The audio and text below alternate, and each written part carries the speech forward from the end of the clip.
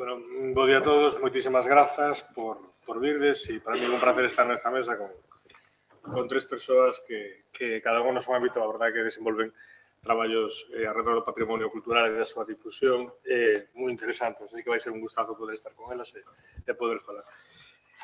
Bueno, eu vou falar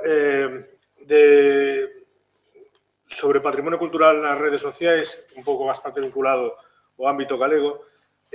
Vou intentar facer unha ponencia non tanto para demostrar as bondades, que creo que todo o mundo a sabe e sería bastante aburrido, senón indo un poquinho máis alá e plantexándonos, pois, intentar plantexarnos preguntas que despois no debate pode xurdir un pouco a partir, digamos, de un pouco dun cruce entre a teoría das redes sociais e un pouco as experiencias prácticas que estamos vendo nos últimos anos alrededor pois, do noso traballo en redes sociais ou das reflexións derivadas dese traballo. Entonces, hai que, como todo, percibo o mundo da comunicación e das redes sociais como un sistema. Non se pode entender as consecuencias que provocan determinados factores, provocan consecuencias, esas consecuencias poden ser positivas ou negativas, pero non se poderían entender sin unhas cousas sin as outras. É dicir, as bondades e as maldades, as dificultades, os problemas que crean e as oportunidades que crean son parte do mesmo.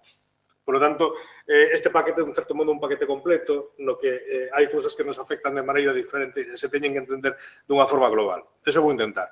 Bueno, en primeiro lugar, destacar, é bastante chamativo cando un revisa a bibliografía sobre patrimonio cultural e redes sociais, digamos, a tendencia básica desta bibliografía, tanto a nivel anglosaxón, no que realmente hai unha produción, digamos, académica relativamente grande alrededor da reflexión entre redes sociais e patrimonio, como tamén no ámbito incluso español, chama moita atención de que eu me atrevería a decir prácticamente que un 80 ou un 90% da bibliografía, é dicir, da investigación sobre esa relación entre redes sociais e patrimonio cultural, está orientada máis ben á relación entre institucións culturais, especialmente museos, digamos, entidades análogas a museos e redes sociais. É dicir, sobre todo, é moi chamativo esta cuestión. É dicir, sobre todo o que vemos é na bibliografía a confrontación entre, digamos, determinado modo de facer as cousas marcado pola construción dun discurso dominante, que se pode ver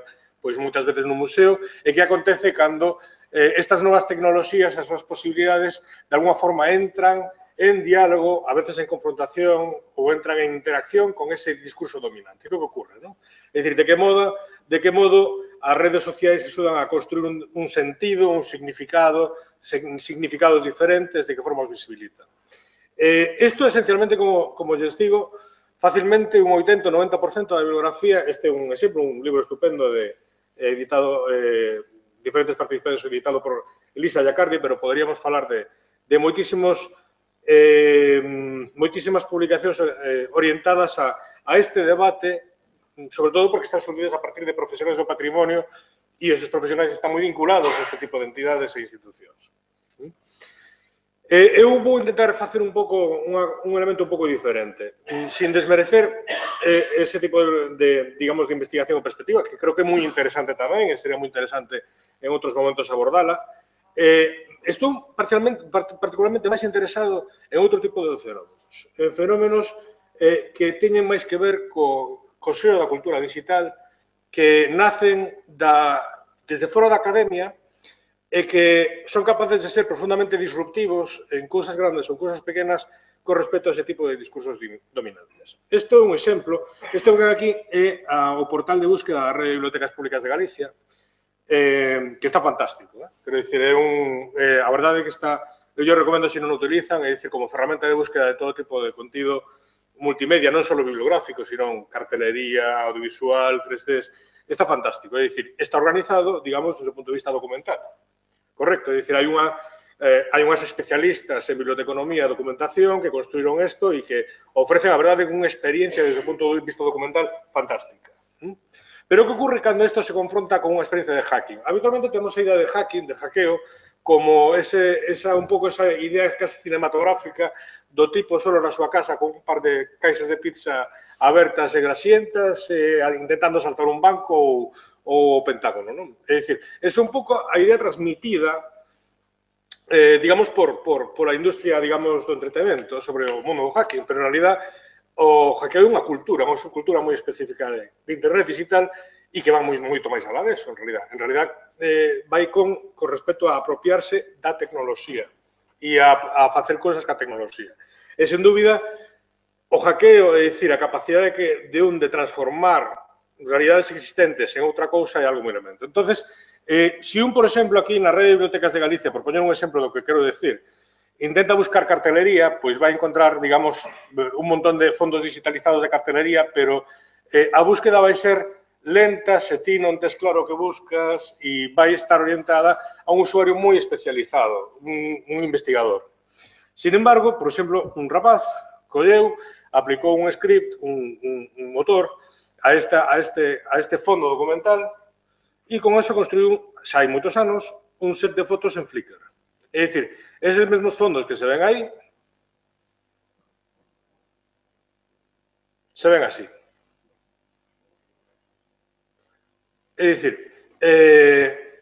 claro, públicos diferentes, intereses diferentes, gustos diferentes. É posible que para un especialista que está realizando unha peneira na que quere recuperar todos os cartéis de festas da Coruña entre o ano 43 e o ano 52, moi posiblemente o fenómeno anterior lle sexa máis interesante, lle sexa máis fácil a ferramenta anterior. Pero alguén que quere de alguna forma ter unha experiencia visual alrededor da historia e evolución da cartelería galega, este tipo de proceso é diferente e é moito máis visual, é moito máis interesante desde ese punto de vista. Todos os datos, cando un clica en algo, por exemplo, en isto, aquí están todos os datos extraídos, digamos, da base de datos. É dicir, isto é un exemplo de hackeo. Saben que non pasou nada, non se lanzou ningún misil contra Moscú, pero un fenómeno de como a tecnoloxía, a veces o usuario, cando se apropia de tecnoloxía, consigue transformar as cousas e adaptalas incluso a outros públicos. Un dos fenómenos máis interesantes da tecnoloxía, do software, do que vamos a falar hoxe, é o que chamamos a apropiación. É un fenómeno moi habitual, é dicir, a apropiación é basicamente adaptarse, recoller unha tecnoloxía e adaptar os seus fins e a veces é necesario hackeala. Estos son exemplos de móviles hackeados en África, para adaptarlos ás necesidades dun país no que a rede eléctrica non está a veces é moi deficiente, entonces houve xente moi inteligente que foi capaz de decir, vale, como podo ter un móvil en África se non podo cargarlo con certa frecuencia na rede eléctrica? Bueno, pois teño modos, non? É dicir, o hackeo da tecnoloxía é un dos elementos máis, digamos, interesantes e é do que me gustaría de alguma forma falar. É dicir, non tanto hackeo, sino como a xente, a partir de determinadas tecnoloxías, alrededor do patrimonio cultural, consigue adaptalas e transformalas aos seus fines e o que iso, de alguma forma, xenera ou provoca. Temos unha visión relativamente de internet moi adelantada a períodos, un pouco como se fose un mundo histórico. É curioso porque o que son os períodos hoxe en día na historia están un pouco en entredito, as fases periódicas, a idade antigua, a idade moderna, medieval, etcétera, etcétera. Pero, bueno, en internet nos siguen valendo, sobre todo, a mí me valen estupendamente en clase, quero dicir, entonces vou explicar tamén, os períodos son tremendamente útiles para explicar procesos. Cada período de internet está, de alguna forma, asociado a un cambio cultural que pouco a pouco vai penetrando en toda a sociedade de forma aberta, de forma gradual. Más ou menos, hoxe en día, distinguimos que a internet desde os anos 90 pasou por outros procesos. Un primeiro proceso no que se parecía moito ao mundo anterior, é dicir, a tecnoloxía era difícil de acceder, necesitabas que houbera programadores que construíran as webs e a comunicación era relativamente unidireccional. A web, o que chamamos a web 1.0, sería a web que chega máis ou menos hasta no 2002, máis ou menos. Pero aí é onde se produce o primeiro cambio cultural de internet que nos afecta a nós, que é en onde empezan a aparecer os grandes debates sobre coñecemento aberto, información aberta, transparencia administrativa, das administracións, disponibilidade de datos de forma bruta para poder ser procesados. Aí, en ese momento, cando empeza ese debate que procede do mundo do hackeo, procede do mundo e digamos, dunha visión ética que ten que ver, política, que ten que ver con unha idea de unha internet aberta. A partir do ano 2002-2003, a ver se me entenden, xa me gustaría que algunhas institucións galegas estuveran na web 1.0. É dicir, este non é un proceso mecánico, sino que é acumulativo e por fases e non está todo o mundo na mesma fase nin da mesma maneira. E o mellor tampouco ten que estar. A web 2.0 vai ser clave no que nos entendemos. Ustedes están cansados de oír falar da web 2.0, pero vou intentar abordarla de outra maneira un pouco diferente. A clave da web 2.0 é que a partir do ano 2002-2003, despois da crise digamos, das .com, a finais dos anos 90, hai un señor que se dá conta de que se chama Tim O'Reilly, que se dá conta de que todas as empresas que sobreviviron e que lles iba ben nesa crise tiñan unha serie de elementos en común. O elemento máis importante é que contemplaban o usuario como centro da experiencia. É dicir, xa non era unha comunicación unidireccional, senón que a clave do deseño da web 2.0 era que o usuario, de alguna forma, podía ter unha participación moito máis activa en todo, o vinculado á súa experiencia digital. E non falo só de comentarios ou puntos e votos, sino falo tamén de que utilizaba de forma activa ese entorno digital. E ese é un mundo que se foi potenciando, que se foi chegando e que están tamén moi vinculados en día ao acceso a estes impresionantes terminais que temos todos, máis ou menos desenvolvidos cada un, pero son impresionantes todos, e que falan sobre a participación e interacción como motor principal da acción da rede.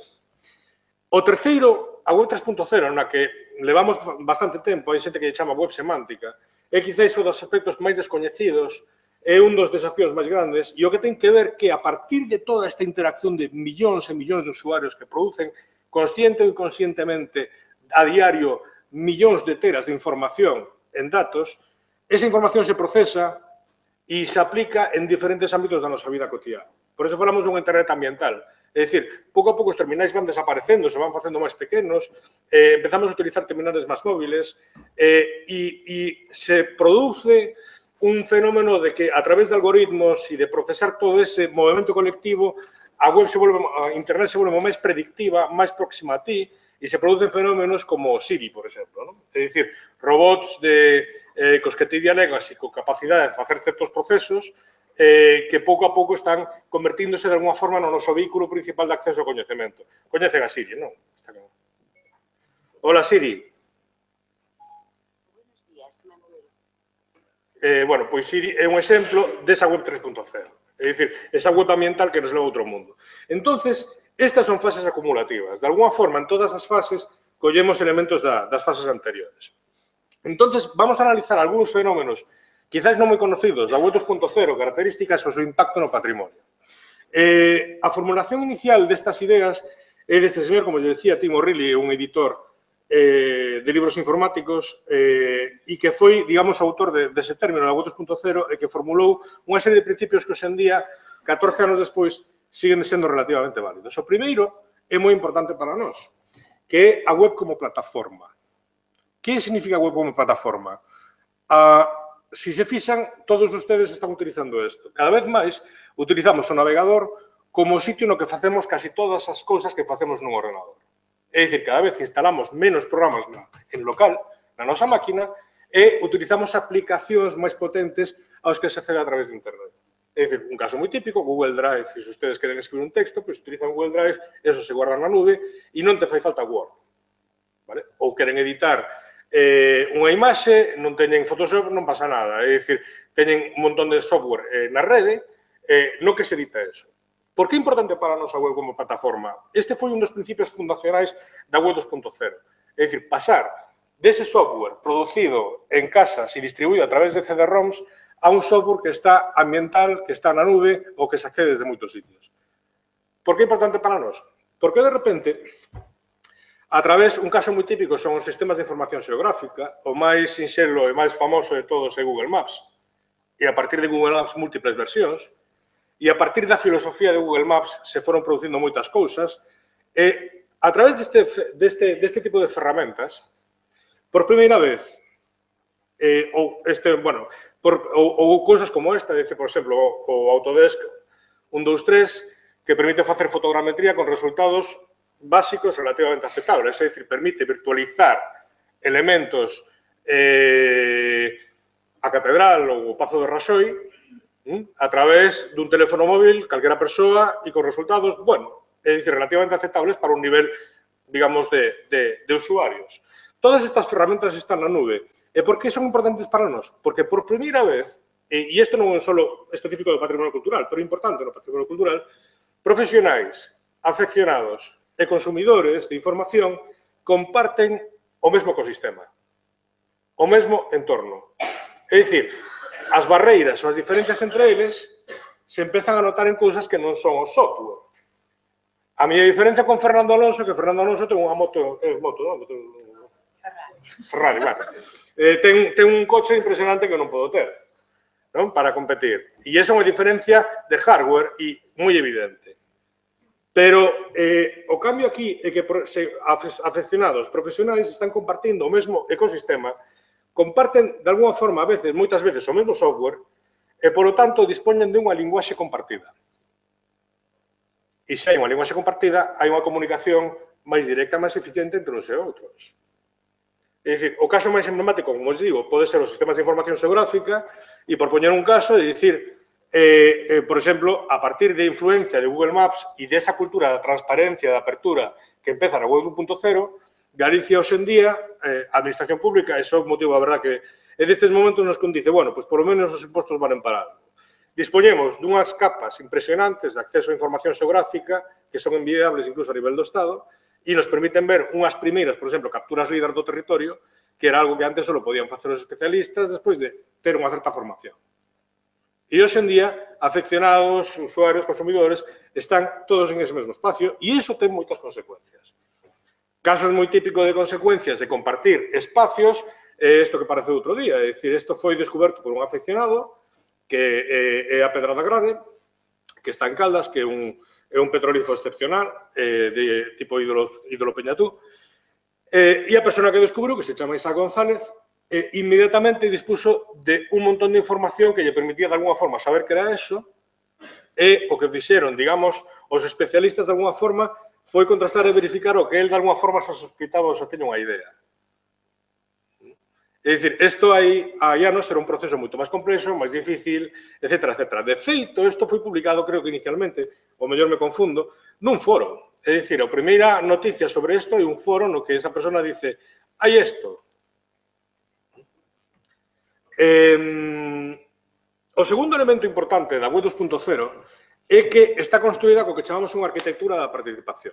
É dicir, os produtos que se desenvolven desde a perspectiva da web 2.0, da web social, son produtos que están construídos para crecer a medida que medran os usuarios e para ser escalables. É dicir, ti creas un produto, por exemplo, na web 2.0 e de alguma forma estás diseñando automáticamente saídas de datos, que é unha cousa que fixemos, por exemplo, en patrimonial.net, para que esos datos podan ser reutilizados noutra web por outro espacio.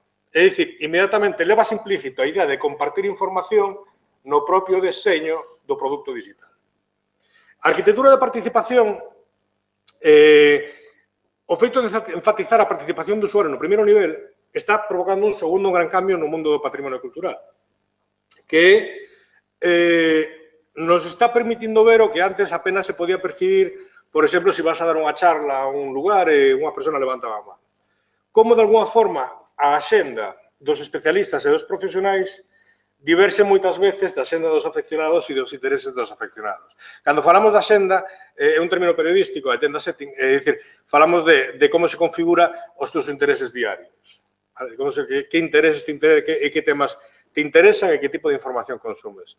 Entón, isto é moi fácil de ver se ustedes van a un foro, por exemplo, Arqueoloxía de Galicia, ou hai un montón de foros, e se miran o tipo de información que é publicada ali e que tipo de información e que na produce.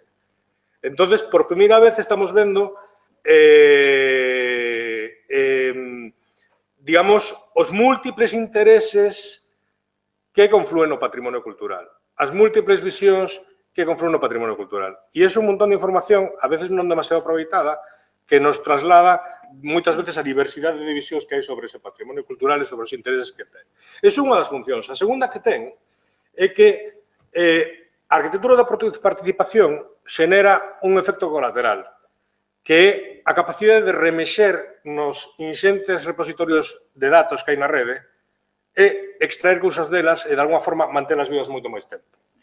Un exemplo chistoso deso sería a morte de Miliki. Miliki todos os anos morre 2 ou 3 veces, como saben, porque hai xente que de repente descubre esa noticia, non miran que fecha foi publicada e a difunden nas súas redes porque considera importante lamentarse da morte de Miliki. Ese sería un exemplo un pouco exagerado, Pero, na práctica, moitas veces, o que estamos falando é de xente que indaga en repositorios documentais e, de repente, descubre unha cousa da súa vila, sube esa cousa da súa vila e iso xera unha oportunidade para alguén que non conocía ese elemento e provoca unha acción determinada, etc. etc. Entonces, as redes funcionan de alguma forma como unha peneira, esa arquitectura da participación funciona como unha peneira que transforma e é capaz de impoñer, de alguma forma, novas axendas e novas prioridades, de forma moito máis aberta do que hasta este momento podía existir.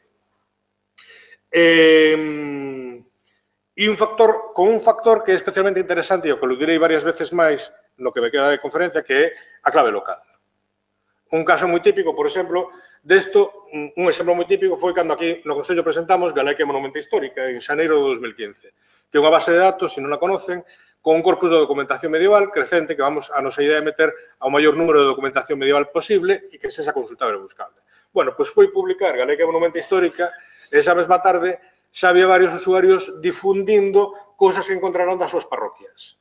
Pequenas alfaias, tesouros que foran documentos sobre tesouros encontrados de ouro, veciños, etc. etc. É dicir, ese proceso de búsqueda e visibilización é algo que transforma completamente a idea de repositorio documental. E esa arquitectura da participación, eso é moi importante, nos leva ao terceiro dos elementos. Nos estar en comunicación tiñamos claros o que eran os conceptos de público e de audiencia. O público e a audiencia son realidades construídas, é dicir, unha cousa é a xente e outra cousa é o público. O público ten un vínculo contigo, coa túa cabeceira, co teu elemento. A audiencia é equivalente en televisión. O que temos claro aquí é que o fenómeno é moito máis complexo. É dicir, na arquitectura da participación, polo que vemos, en toda a etnografía que se traballa sobre usuarios, sempre hai un proceso que en este momento podemos dividir en dúas escalas. Falamos sempre de redes modo 1, na que son redes entre iguais, dito de forma práctica, ti empezas nunha rede social por os teus amigos e por os teus familiares, pero o interesante e o que nos interesa nos para o patrimonio cultural é cando os usuarios comezan a pasar a fase 2, o que se chaman as affiliation networks, as redes de afiliación. É dicir, no que as relacións xa non son necesariamente entre iguais, senón con marcas, con proxectos, con institucións, con entidades, etc. etc. Entonces, o que estamos vendo aquí é un melting pot no que a xente unifica, de alguma forma, na súa experiencia digital, a súa relación con entidades, con institucións públicas, con proxectos de todo tipo e con outros usuarios. E, de repente, eso é clave porque transforma a experiencia totalmente que ti tes con unha relación con unha institución ou con unha entidade de todo tipo. E o usuario te mete aí. E, de alguma forma, espera de ti un comportamento, non sei se similar, pero, de alguma forma, seguindo as normas que sigue cando dialoga con outra persoa. Por eso foi tan controvertido o Twitter da policía ao principio. Porque o Twitter da policía non se comportaba como, de alguma forma, moita xente esperaría que se comportase o Twitter dunha institución. E entraba nesta nova fase de diálogo e a clave do seu éxito é que foi capaz de entender que dentro dunha rede de afiliación tiña que comportarse como un elemento máis, como un nodo máis, non como un elemento alleo. Se participaba esa rede, tiña que seguir as normas desa rede. E iso é moi importante tamén no mundo do patrimonio cultural, é dicir, na forma na que se relacionan as institucións de cultura, as institucións públicas cos usuarios.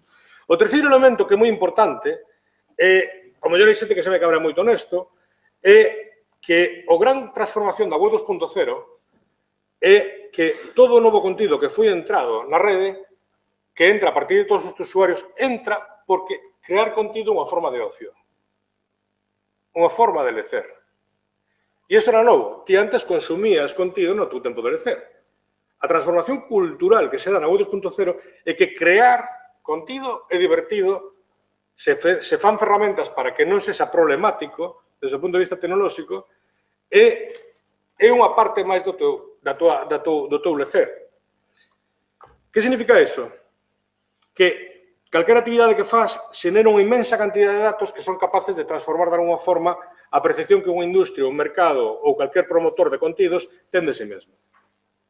O segundo elemento que, derivado desto, é que esa produción de contido cada vez se está vinculando máis a tempos de consumo máis curtos e máis frecuentes. E este é un dos fenómenos máis importantes que ocurren con Facebook ou con Twitter. É dicir, como vedes aquí, estos son esquemas culturais, é dicir, a frecuencia de de consultas que se fai en Facebook o día, vale? É dicir, eu creo que estes datos, ademais, son bastante máis baixos do que son en realidade. Intervalos máis cortos e consultas deste contido en tempos máis curtos e máis vinculados a elementos de ocio máis pequenos. O segundo elemento tamén que nos importa aquí é que aquí este gráfico que estades vendo aquí é como a xente recibe información importante a nivel personal neste momento en Estados Unidos, no ano 2015. É dicir, información de carácter personal. O que vedes aquí, 46%, é a través de Facebook. O que vedes aquí son chamadas de teléfono en azul. O que vedes en laranxa en mensaxes de texto. En verde en persoa. Por correo electrónico, este último de aquí. O que nos está falando é que, de alguna xente, a xente está concentrando a súa experiencia privada e a súa experiencia pública, o que é o personal, no mesmo espacio no que consume información xeral. Vale? E iso nos leva a algo bastante abraiante, que a min é unha cousa particularmente que me alucina, pero que teño contrastada, personalmente tamén, que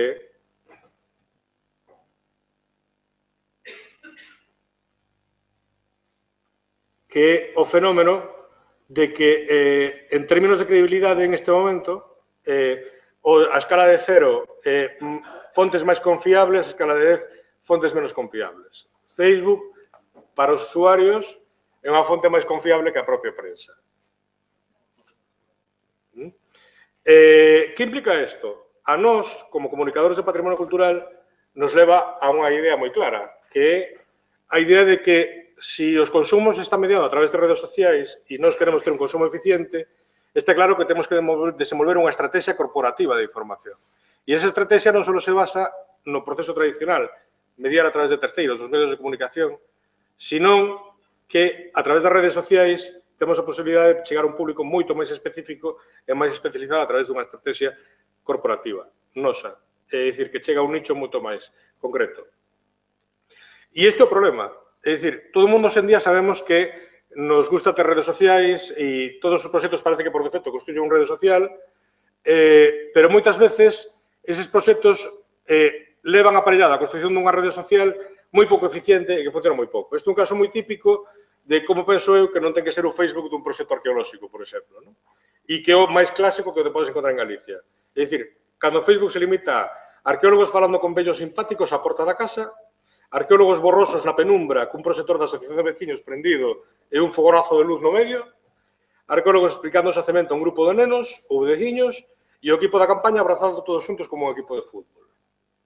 Vale? É dicir, facer un Facebook dun proxecto de patrimonio cultural debe estar orientado ás persoas e non aos fermos de dentro. O que se está falando isto é das preocupacións do arqueólogo, non das preocupacións da audiencia. É dicir, hai que pasar por entender un proxecto integral de comunicación. Quen é o meu público, que información podo ofrecer, como fago crecer a esa comunidade, que xa non é público, que xa é comunidade da que eu participo. O primeira idea é que nos intentamos moitas veces, hai unha idea como moi estanca da comunidade, porque está moi mediada pola comunidade local. Sin embargo, non o que sabemos polas estadísticas de Facebook ou de Twitter é que esa comunidade está en proceso de transformación continua, ten un crecemento como espiral e se está ampliando continuamente. A pregunta é como ampliála. É dicir, como trasladar un relato local a un relato máis extenso? Como podo facer crecer esa comunidade? E boa parte do proceso está a través desa palabra que está tan de moda que é o engagement. A capacidade de crecemento dunha comunidade pasa porque esa comunidade sea capaz de rebasar ese mínimo asegurado que temos.